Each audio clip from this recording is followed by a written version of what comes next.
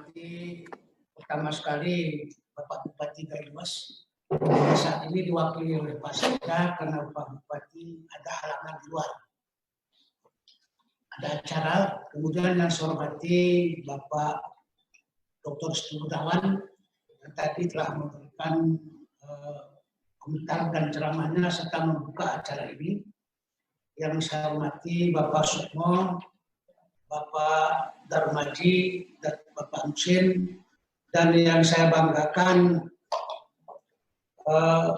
Bapak Aminullah dan Bapak Weda yang telah memperkarsai acara Wimbar ini dalam rangka memperingati 9 tahun didadikannya Saman menjadi warisan budaya tak benda dunia. Kemudian dalam kesempatan ini kami langsung saja menyampaikan tentang perkembangan Saman sebelum dan sesudah dijadikan menjadi warisan budaya tak benda dunia. Bapak Ibu hadirin yang berbahagia,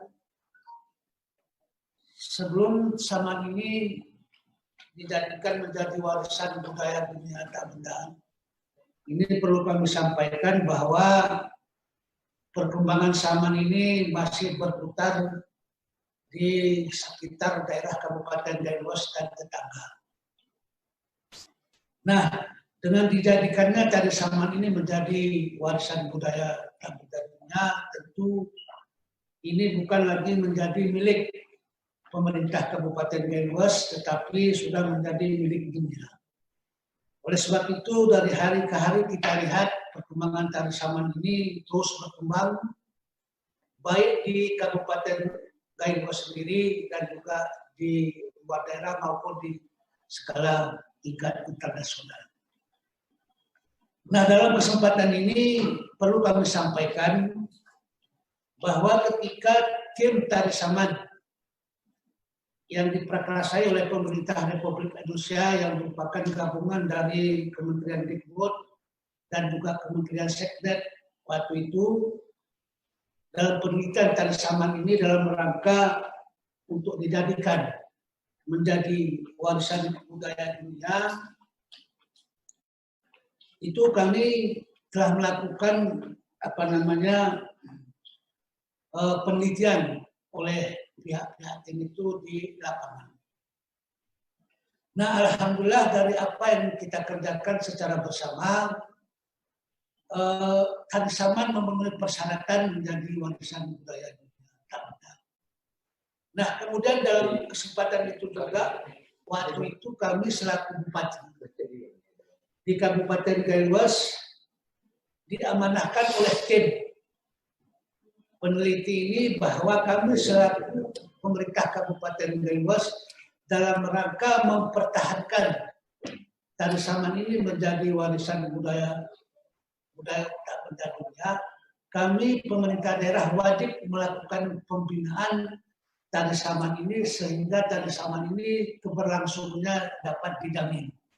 Nah, oleh sebab itu pada saat itu untuk memenuhi hal ini, kami sebagai kepala daerah tentu berkewajiban membina Tari Saman ini sebaik-baiknya.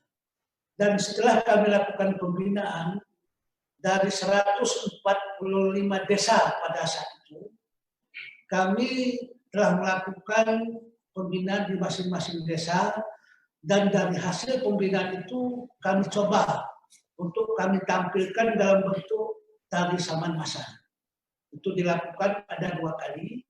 Pertama, Tari Saman massal yang diselenggarakan sebanyak 5.000 orang, dan alhamdulillah atas binaan itu pelaksanaan ini dapat berjalan dengan baik. Dan kemudian kami terus melakukan pembinaan terus, sehingga di tahun 2017 yang pada saat kami berakhir masa jabatan, kami coba kembali untuk menampilkan Tari Saman sebanyak 10.001.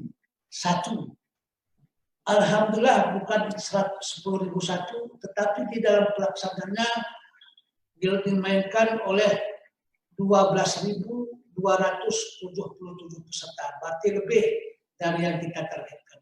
Artinya apa? Dari pembinaan kita yang kita lakukan ini terus diminati oleh masyarakat, khususnya di masyarakat Kabupaten Banyumas.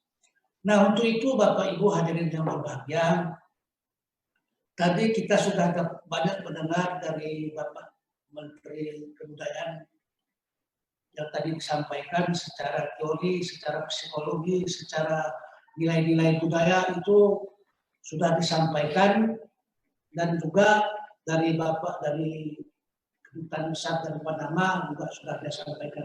Nah, dalam kesempatan ini dalam rangka untuk mempertahankan tari saman ini ke depan, untuk menjaga keasliannya, ini perlu kita upaya-upaya yang kita lakukan sehingga nanti tari saman ini jangan tidak mendapatkan suatu ciri yang khas atau keasliannya. Ini saran kami perlu dilakukan pembinaan secara intensif ke depan. Nah, oleh sebab itu tentu perlu teori-teori yang kita lakukan, yang kita buat sebagai panduan dalam rangka memainkan tari saman ini. Dan juga di samping teori-teori yang kita buatkan nanti, yang akan kita bagikan kepada para peminat tari saman ini, juga kita ingin membentuk suatu pusat pembinaan tari saman ini. Dan kami mengharapkan kepada Bapak tentunya dari kementerian yang terkait dan juga dari rekan-rekan dari yang lain agar dapat mendorong untuk mendirikan Saman Center di Kabupaten Banyumas. Sehingga nanti ini kita jadikan sebagai tempat pembinaan dan pelatihan. Gunanya untuk menjaga keaslian. Di samping nanti tempat-tempat daripada rekan-rekan kita dari dalam negeri maupun di luar negeri untuk belajar menyangkut dengan tari saman. Kenapa kami sampaikan seperti itu? Memang secara kasat mata kita melihat tari saman itu hanya biasa-biasa saja. Tetapi kalau kita menghayati tari saman ini sebenarnya ada hal-hal yang perlu kita ketahui. Di sana yang mengherankan dari teman-teman selama ini pada saat kita tampilkan tari saman ini. Kenapa tari saman itu begitu banyak bisa dilaksanakan secara serentak? Padahal di antara penari itu latar belakang kehidupan yang berbeda, dan tidak pernah kita lakukan pelatihan secara bersamaan sebanyak 12.000 itu. Ini kenapa bisa terjadi keserentakan? Ini perlu kita berikan semacam teori yang akan dipelajari oleh rekan-rekan.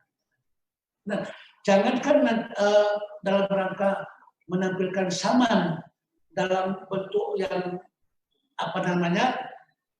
yang sama-sama melihat antara pemain dengan pemain bisa serentak, tetapi dia di balik dinding, sekalipun grup di balik dinding sana dengan di balik dinding ini, kalau kita memiliki kunci lagu yang sama pasti dia serentak. Ini mungkin yang belum dipahami rekan-rekan sekalian. Jadi oleh sebab itu, ini mungkin nanti kami Pak Weda, Bapak-bapak sekalian, sebentar lagi akan kami mempraktekkan. Saya sendiri akan mempraktekkan bagaimana sebenarnya tari saman. Ini harus kita pahami. Dan rekan-rekan sudah saya panggil di dalam ini, ada beberapa orang, ini merupakan kami tidak satu grup, bukan satu tempat bekerja, tetapi berlainan tempat. Tetapi kami meyakinkan bahwa ini dengan memakai teknik atau kunci-kunci lagu yang sama tadi, yang kami miliki, ini nanti bisa serta. Nanti pemirsa dapat menyaksikan nanti apa yang saya mainkan. Kenapa kami katakan sedemikian? Karena saya sendiri di samping bupati jabatan saya, juga saat ini adalah wakil ketua DPR, tetapi saya dari kecil saya memang orang yang menggeluti tari saman. Mulai dari SD, SMP, SMA sampai dengan perguruan tinggi. Saya di Banda Aceh dulu itu pernah memimpin Tari Saman selama 5 tahun yang bergabung dengan Sanggar Putra Bungsu pimpinan Ibu Yosmi. Nah, ini sebentar lagi Bapak-bapak, bagaimana nanti sebenarnya Tari Saman ini bisa kita lakukan, apa yang harus kita lakukan, apa yang harus kita pelajari.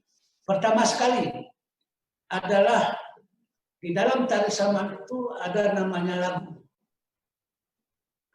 Itulah yang harus dipahami oleh seseorang yang akan memainkan Tari Saman. Apa itu lagu? Lagu itu adalah rangkaian kunci gerak dalam suatu putaran tertentu. Itulah yang harus dulu kita pahami, sehingga nanti setelah kita memahami lagu ini, baru kita beratraksi dalam bentuk gerakan yang setengah berdiri, walau setengah jongkok. Ini ditentukan oleh lagu ini. Inilah nanti akan kita praktekkan. Salah satu contohnya, ini mohon maaf kepada rekan-rekan sekalian, karena ini saya menyangkut dengan tenis, mungkin yang lain-lain itu sudah disampaikan oleh para para pembicara kita. Jadi kunci daripada Tari Saman itu ada lagu. Lagu itu berawal dari gerak tangan. Jadi gerak tangan inilah awal daripada Tari Saman. Sebagai salah satu contoh, ini contohnya.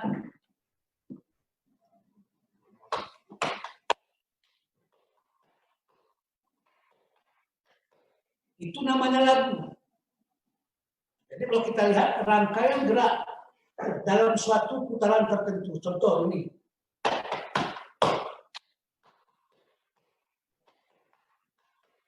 Itu sudah namanya satu lagu. Nah, kalau ini nanti sudah dipelajari oleh semua pihak dan memahami gerakan kunci lagu ini, itu dimanapun dia berada, pasti akan sentak. Atau kalau untuk nanti kita contohkan dulu. Bila perlu kami, ini Pak Sekda, ini Wakil Bupati, adik-adik sekalian, kita berikan terus. Ada yang menyangkut dengan bagaimana memberdayakan.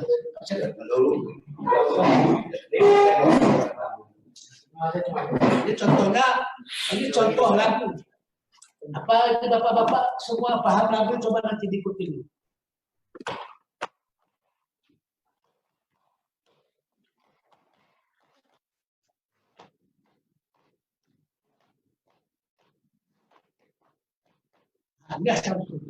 Jika kami para anggota ini bisa memahami lagu ini tadi, itu otomatis itu bisa sekalipun di belakang tembok kami berpisah, itu bisa segera. Jadi kita contohkan. Barulah nanti kita dari kunci lagu ini baru kita lakukan atraksi. Apakah dalam bentuk gongko, dalam bentuk setengah berdiri, dalam bentuk melengkung. Ini kuncinya di sini. Salah satu kita contoh dalam bentuk gerak secara bersama. Nah, itu gerak. Ada satu lagi namanya gerak lagu, kunci lagu netral. Jadi kalau ada dalam musik itu kunci netral, kalau dari Tari Saman ini namanya kunci netral. Ini salah satu.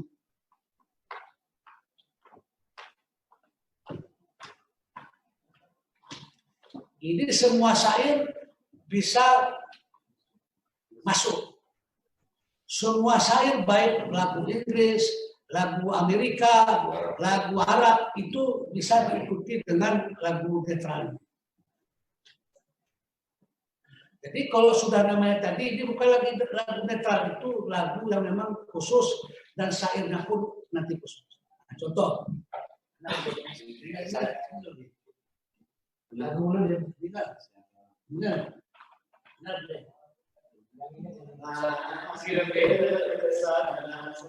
Satu.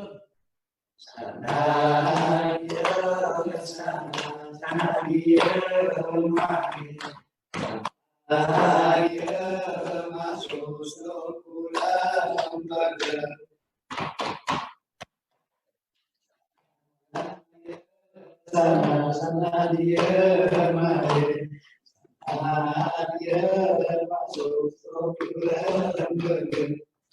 ini batik khusus. Tapi kalau lagu netral sebagaimana yang saya katakan tadi, itu hanya cukup dengan menggerakkan sebelah satu di bawah, satu di atas dengan ketukan yang tergantung kepada irama. Contoh, saya coba terangkan. Aku tak mau kalau aku ingin pulangkan saja ke rumah orang tua. Ini tadi aku masalah apa? Contohnya seperti misalnya pesawat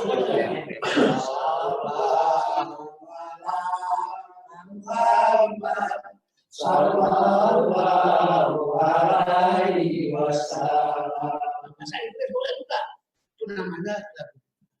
Inilah nanti bapak-bapak sekalian, ini khusus mungkin dalam waktu dekat ini perlu kita lakukan semacam pembinaan sehingga nanti saman ini bukan hanya melihat gerakan ini, tetapi harus memahami tentang kunci-kunci gerak yang kita mainkan sehingga nanti dalam keseragaman dan keserentakan itu dapat kita lakukan secara bersama.